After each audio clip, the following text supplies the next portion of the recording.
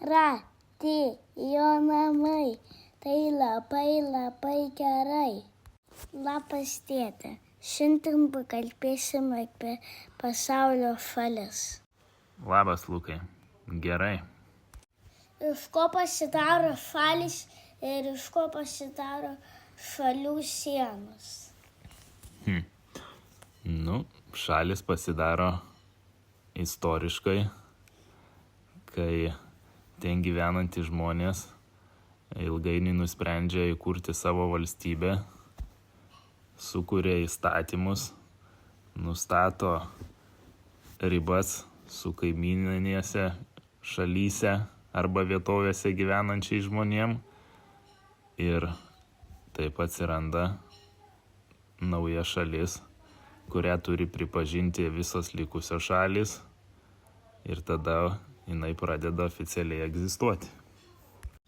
Iš ko pasidarė salos ir iš ko pasidarė Islandija?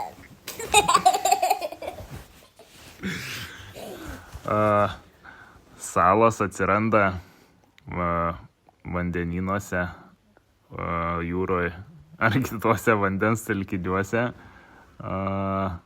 Jos atsiranda dėl įvairių geologinių procesų ir žemės dalis, kuri iš visų pusių apsupta vandens, vadinasi sala.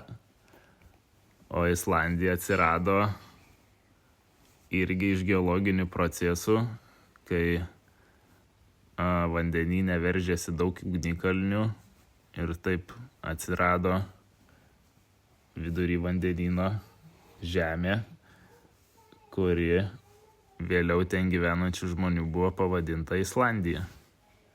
Nes ten būna šalta ir daug ledo, tai lietuviškai ledo žemė vadina. Iš ko pasidaro Lietuva? Ar ir visada buvo Lietuva laisva? Lietuva pasidaro iš Lietuvoje gyvenančių žmonių, kurių yra nepilnai 3 milijonai. Ir žemės, ant kurios jie gyvena. Ir visko, kas ant to žemės yra, ką sukūrė Lietuvoje gyvenantys žmonės.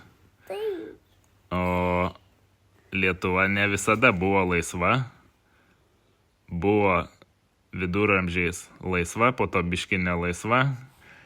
Po to užpuolė rusai, po to išvijom rusus. Tada vėl atėjo rusai, tada vėl išvijom rusus. Ir dabar mes jų neįsileisim. Ar Antarktidoj gyvena pingvinai ir meškos? Kodėl vėliavoje pingvinų netgi nėra ir meškų netgi nėra? Antarktidoje visų pirma meškos negyvena, jos gyvena Arktyje, bet ten tikrai gyvena pingvinai. O kodėl jų nėra vėliavoje? Tai čia geras klausimas. Eisim paklausti ChatGPT. Kodėl Antarktidos vėliavoje nėra pavaizduota pingvinų? Antarktidos vėliavoje nėra pavaizduota pingvino, nes vėliava buvo sukurta atspindint neutralumą ir tarptautinį bendradarbiavimą. Vėliava. Kodėl Tailande tiek daug yra palmių, o Lietuvoje nėra? Visas.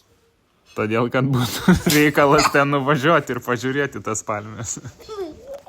Lalalilė. Daugiau klausimų neturiu, važiuojame Tailandą. Rati jo namai, tai labai gerai.